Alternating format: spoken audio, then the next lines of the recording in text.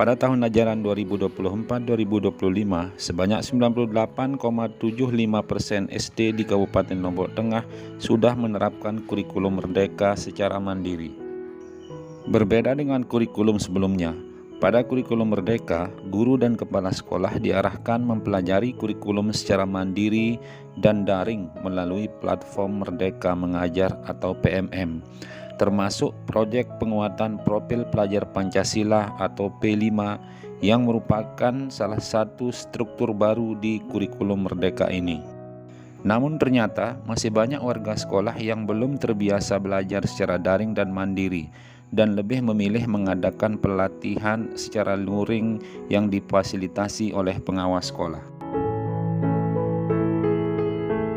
Berdasarkan hasil observasi yang saya lakukan, ternyata masih banyak terjadi miskonsepsi dalam memahami dan melaksanakan P5.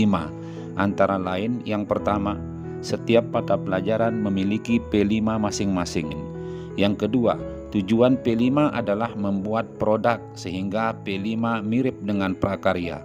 Yang ketiga, belum memahami elemen utama dari modul P5 karena modul P5 yang tersedia di PMM sangat beragam elemennya.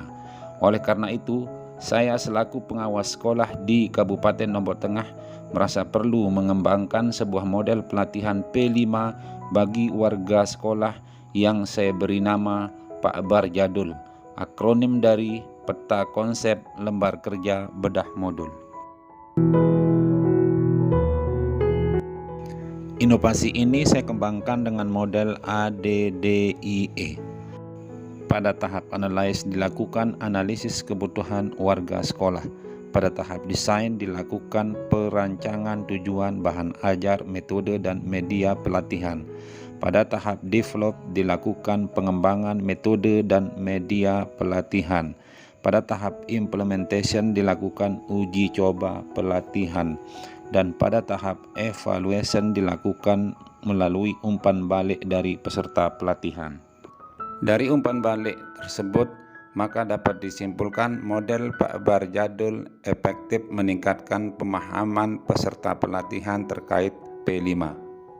Terdapat 3 sintaks atau aktivitas pada inovasi ini, antara lain, aktivitas pertama, memahami tujuan P5 melalui membuat peta konsep, dimensi, elemen, subelemen, dan deskripsi capaian profil pelajar Pancasila dengan langkah yang pertama, fasilitator membagi peserta BIMLAT menjadi beberapa kelompok. Kedua, setiap kelompok membuat peta konsep salah satu dimensi profil pelajar Pancasila, elemen, subelemen, dan alur perkembangan atau deskripsi capaian.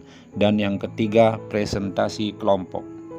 Aktivitas kedua, membedah modul P5 yang terdapat di PMM dengan media lembar kerja bedah modul atau bar jadul.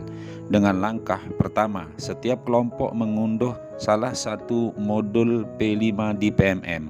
Kedua, setiap kelompok membedah modul P5 tersebut dengan mengisi bagian yang kosong pada bar jadul dengan cara menyalin dari modul P5. Yang ketiga, presentasi kelompok.